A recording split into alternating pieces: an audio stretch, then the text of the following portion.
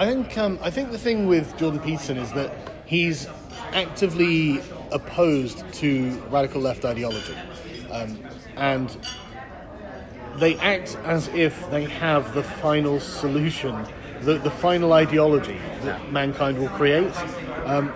And so, and the thing is, in many ways, they're not exactly wrong in that regard. Intersectional social justice is a product of the Enlightenment. They are operating using Enlightenment philosophy. They're aiming for Enlightenment goals. They're looking for absolute freedom. Now, anything absolute, in my opinion, is probably destructive, even absolute liberty. Yes. And so, when you have a philosophy that's about breaking down every single barrier, you realize that that's nothing but destruction. There is nothing if you cannot define something. Things are defined by their borders and boundaries. So if you rip all of those down, then you do away with gender roles and all of the other sort of like social structures and political structures that make up our societies as they are.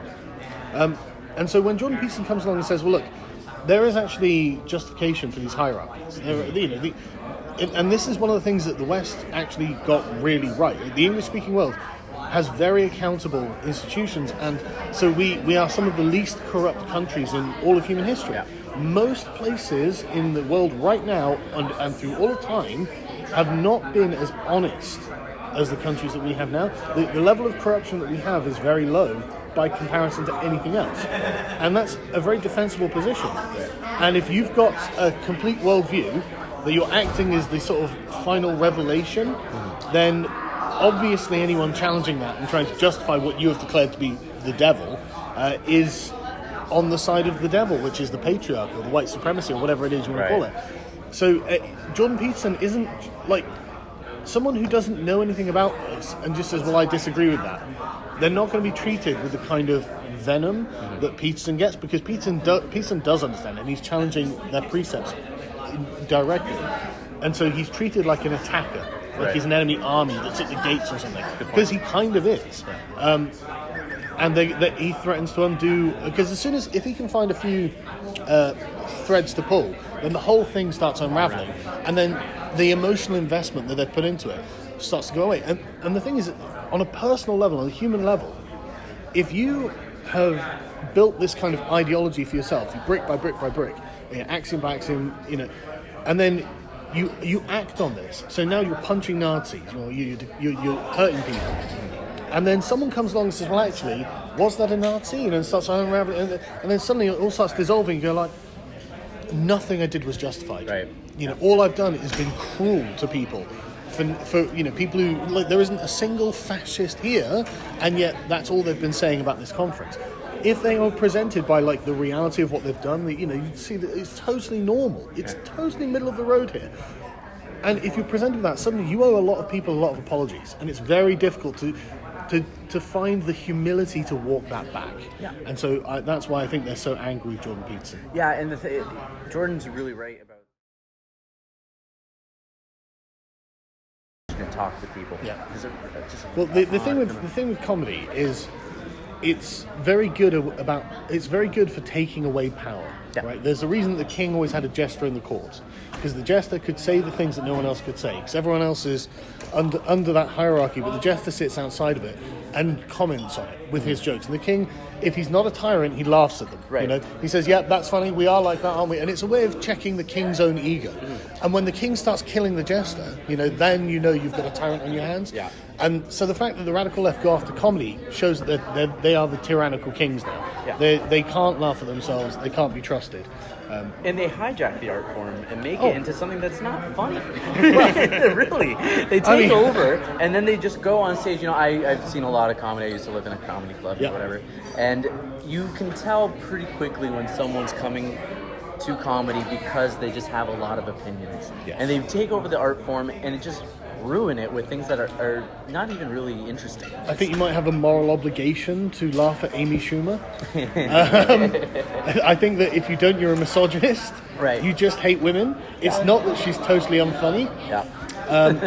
And it's not just that.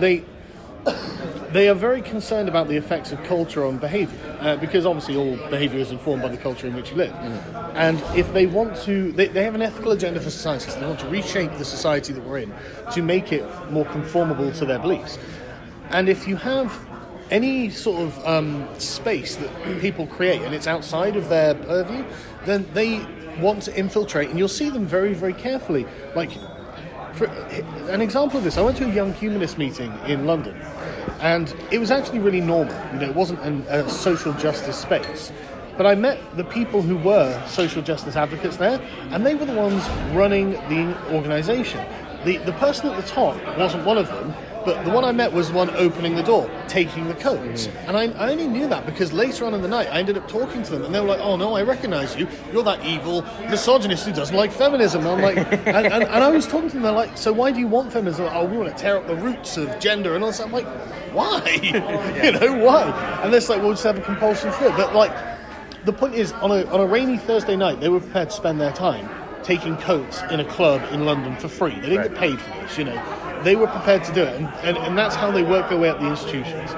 They just do the dog work that no one else wants to do, and then they get in control of the space. And you see this in a lot of online spaces where it's like community managers. Yeah. They are very attracted to community management positions. Yeah, bam, bam, bam, bam, bureaucratic kind of. Yes, exactly. Very fascist, very quick. It's like almost like Miss Ratchet. It's a lot more Stalinist, actually. Yeah. Very Stalinist. I always say HR, the SS of the SJW. Yes, exactly. And that's the way that they gain control of these spaces. And then they use, obviously, moral browbeating to get people to get deplatformed. So that's why we have to end up in a space like this. Yeah. No, I think I mean, I have a lot of things, but I think I was going. I want to take up too much of your time, right. though. So. Perfect. Hey, yeah, thank you very much. I know, end violence. It's a battle axe. I wasn't expecting it, Yeah. Jesus. Weird day this has been so far. It's a Sargon of Akkad. Don't tell them.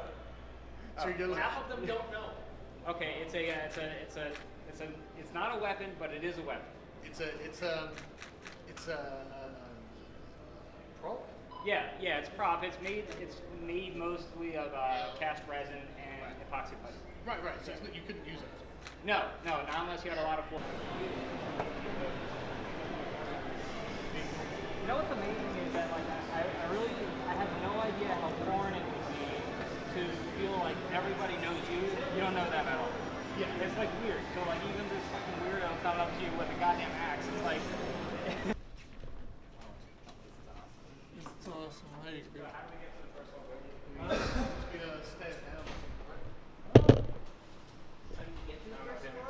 I didn't explore very well when I came in here either. There might be stairs over here somewhere. Yeah. Are we looking to go Down to the first floor. Yeah, when we came in here, we wound up like coming in through like a service. We were really lost. Right. And also. No way. This is legit amazing. It says liberty in every language that Google will translate for, except for Georgian for some reason. Because when I put the Georgian into the word processor, it got all messed up. Wow. This is amazing. It's not like you couldn't swing it, right? Yeah. You don't use it. Yeah, it's more of a wall thing. Yeah. Oh, I'm definitely gonna put that on my Georgian. Awesome. Sure. Yeah, I love it. Yeah, it's Yeah. There you go.